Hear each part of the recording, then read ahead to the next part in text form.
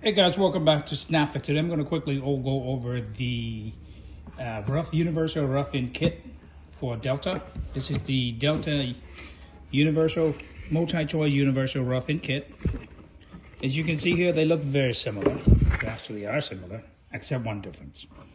This is the 22,000 model, and this is a 22,000-WS model. So what's the difference? So you can see here.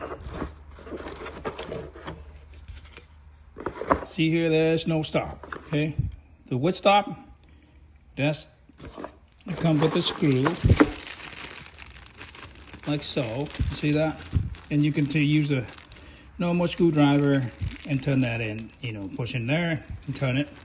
So what's the wood stop? What does it do?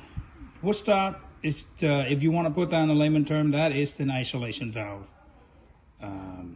So you can locally turn that off and fix whatever you need to do here, okay? You don't have to turn off the whole house, the water for the whole house line.